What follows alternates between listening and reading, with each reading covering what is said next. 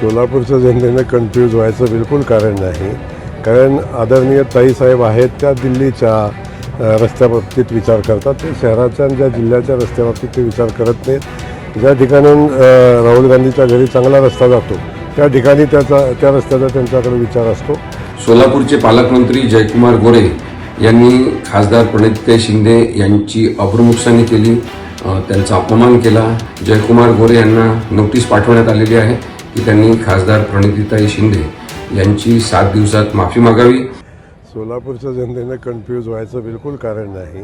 कारण आदरणीय ताईसाहेब आहेत त्या दिल्लीच्या रस्त्याबाबतीत विचार करतात. ते शहराच्या आणि ज्या जिल्ह्याच्या रस्त्याबाबतीत ते विचार करत नाहीत. ज्या ठिकाणून राहुल गांधीच्या घरी चांगला रस्ता जातो त्या ठिकाणी त्या रस्त्याचा त्यांच्याकडे विचार असतो. त्यामुळं या ठिकाणी आपण पाहिलं असेल की आमचे सचिनदादा असतील, आदरणीय बापू असतील, यांनी त्या रस्त्याचा पाठपुरावा केला आणि तो रस्ता आता मंजूर झाला.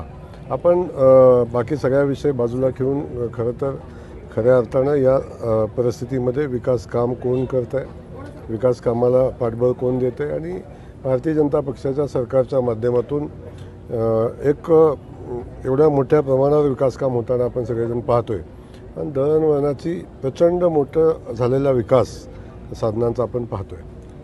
जय पवार असं म्हणतायत खरं तर अजितदादांनी मुख्यमंत्री व्हावं असं सगळ्या कार्यकर्त्यांची इच्छा होती.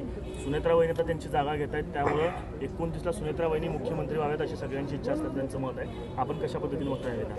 नाही, आता प्रत्येकाला आपल्या भावना व्यक्त करायचा अधिकार आहे. सोलापूरचे पालकमंत्री जयकुमार गोरे यांनी खासदार प्रणितीताई शिंदे यांची अब्रूनुकसानी केली, त्यांचा अपमान केला. जाहीरपणे अनेक अशी वक्तव्य केली जो स्त्रीत्वाचा अपमान ठरेल. या सगळ्या संदर्भात त्यांना कायदेविषयक नोटीस पाठवण्यात आलेली आहे. हे सातत्याने बघण्यात आलेलं आहे की जयकुमार गोरे हे बेताल वक्तव्य करतात.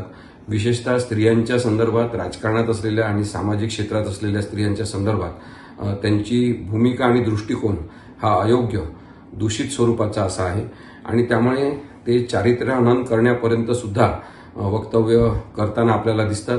या सगळ्या अशा वक्तव्यांची एक मालिका त्यांनी कदाचित सुरू केली होती आणि त्या संदर्भातली सगळी माहिती घेऊन त्या संदर्भातले उल्लेख नोटीसमध्ये करून जयकुमार गोरे यांना नोटीस पाठवण्यात आलेली आहे की त्यांनी खासदार प्रणितीताई शिंदे यांची 7 दिवसात माफी मागावी आणि ती माफी मागून त्या जाहीर माफीचं प्रकटन हे वृत्तपत्र माध्यमं तसंच TV चॅनल यावर सुद्धा करावं आणि यानंतर त्यांनी स्वतःच्या वागणुकीमध्ये सकारात्मक बदल घडून आणावा आणि स्त्रियांप्रती संवेदनशील दृष्टिकोन त्यांनी ठेवला पाहिजे.